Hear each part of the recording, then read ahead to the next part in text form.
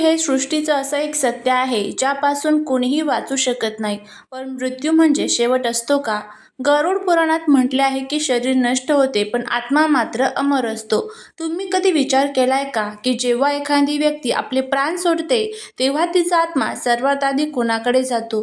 तो आपल्या जन्मदात्या आईला शोधतो, आपल्या रक्ताच्या मुलांना शोधतो की वर्षभर आयुष्यभर साथ देणाऱ्या आपल्या पत्नीला? आजच्या या व्हिडिओमध्ये आपण गरुड पुराणातील याच रहस्यांच्या आधारे याच प्रश्नांची उत्तरे शोधणार आहोत. त्यामुळे व्हिडिओ हा स्किप न करता शेवटपर्यंत पहा.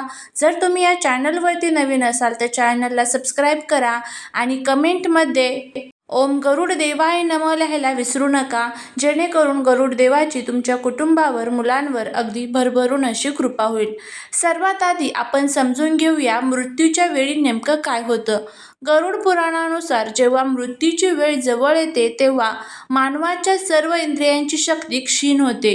यमदूत जेव्हा आत्म्याला शरीरातून बाहेर काढतात तेव्हा तो आत्मा अंगठ्या एवढ्या आकाराचा असतो. हा आत्मा सुरुवातीला गोंधळलेला असतो. त्याला आपण मृत झाला आहोत हे स्वीकारायला वेळ लागतो.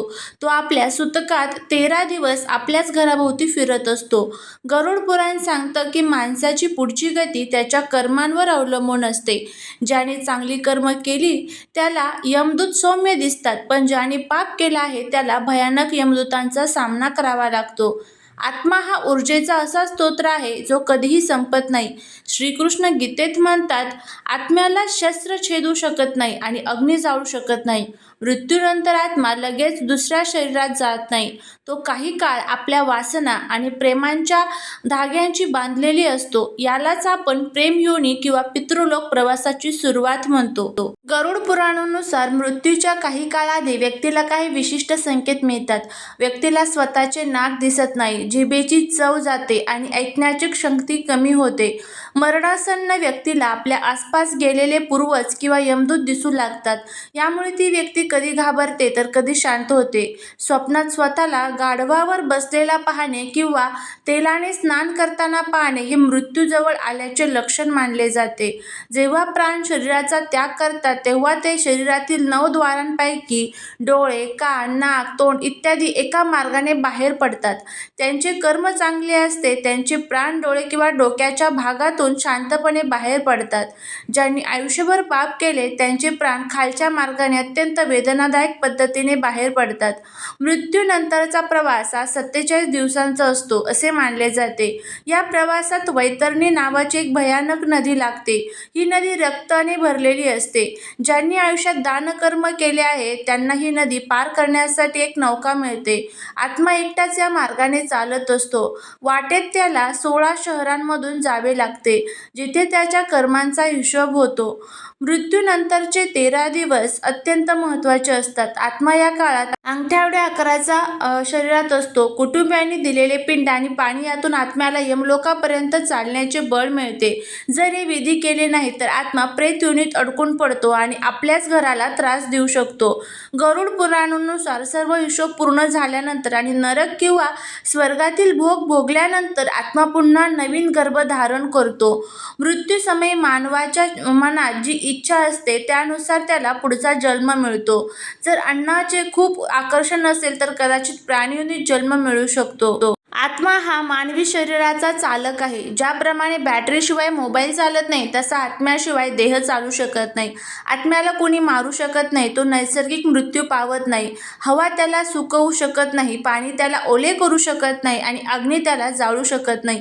आत्म्याला भूक, तहान, राग किंवा लोभ नसतो.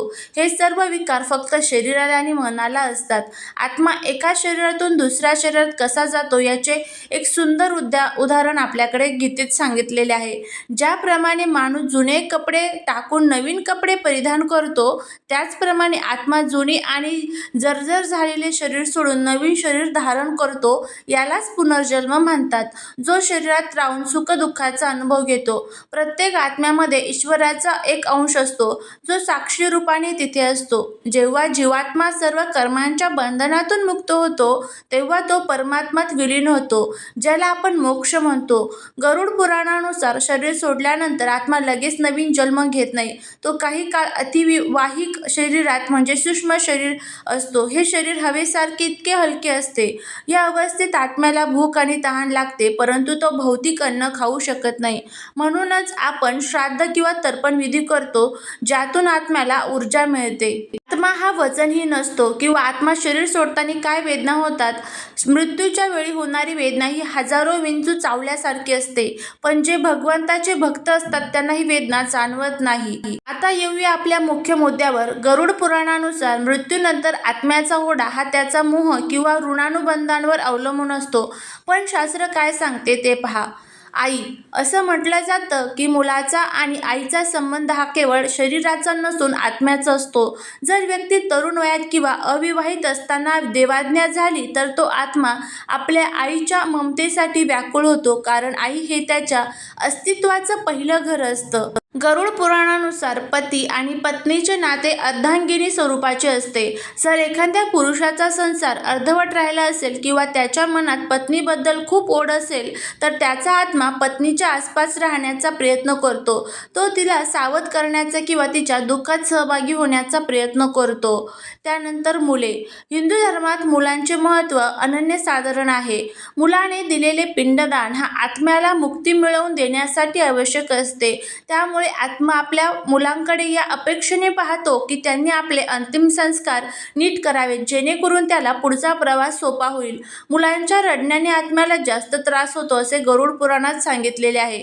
आत्मा कोणाला शोधतो हे त्याच्या अंतिम इच्छेवर अवलंबून असते. ज्या व्यक्तीशी त्याचे सर्वाधिक मानसिक किंवा भावनिक ऋणानुबंध आहेत त्या व्यक्तीकडे आत्मा ओढवला जातो. मात्र साधारणपणे आत्मा आपल्या मुलांना आणि पत्नीला जास्त शोधतो, कारण त्यांच्या संसाराची जबाबदारी तिथे अडकलेली असते. आत्मा सर्वात आधी अशा व्यक्तीला शोधतो ज्याच्याशी त्याचे मोह किंवा अटॅचमेंट सर्वाधिक असते. गरुड पुराणानुसार जोपर्यंत 13 दिवसाची विधी पूर्ण होत नाही तोपर्यंत आत्मा त्यांच्याच घराभोवती प्रियजनांभोवती फिरत असतो. मृत व्यक्तीचे वय कमी असेल किंवा लग्न झाले नसेल तर तो आपल्या आईला शोधत असतो.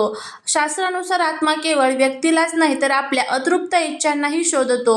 जर एखाद्याचे कार्य अपूर्ण राहिले असेल किंवा कोणाशी तरी वैर शिल्लक असेल तर आत्मा त्या व्यक्तीचा किंवा जागेचा शोध घेतो. ज्या व्यक्तीकडे घराची जबाबदारी असते तिचा आत्मा आपल्या पश्चात घराचे काय होईल या चिंतेने मुलांच्या किंवा कुटुंबाच्या आसपास फिरतो. गरुड पुराणात सांगितले आहे की आपण ज्याच्यासोबत राहतो ते सर्व आपल्या पूर्वजांच्या लेण्यादेण्यांमुळे एकत्र आले असतात. मृत्यूनंतर जेव्हा हे देणे-घेणे संपते तेव्हा आत्मा काही काळ गोंधळलेल्या स्थितीत असतो. तो आपल्या नातेवाईकांना हाक मारण्याचा प्रयत्न करतो, पण त्याचा आवाज कोणालाही ऐकू जात नाही. त्यामुळे तो अधिक व्याकुळ होतो. काही काळ आपल्या प्रियजनांना शोधल्यानंतर आणि त्यातील मोह पाहिल्यानंतर जेव्हा 13 दिवसांचे पिंडदान पूर्ण होते तेव्हा आत्म्याला हे उमगते की आता त्याच्या या जगात कोणीही नाही. त्यानंतर तो यमदूतांसोबत आपल्या कर्मांचा हिशोब घेण्यासाठी यमलोकाकडे प्रस्थान करतो. मृत्यूनंतर नातेवाईकांशी अतिशय जास्त शोक करू नये, कारण तुमच्या रडण्यामुळे आणि व्याकुळतेमुळे आत्म्याचा मोह तुटत नाही आणि त्याला पुढच्या प्रवासाला जाण्याऐवजी दुःख सोसावे लागते. प्रेमाने आणि शांततेने दिलेला निरोपच आत्म्याला सद्गती मिळवून देतो. जर तुम्हाला हा व्हिडिओ आवडला असेल तर लाईक, शेअर, सबस्क्राईब करा. भेटूया पुढच्या एका छानशा नवीन व्हिडिओत. श्री स्वामी समर्थ.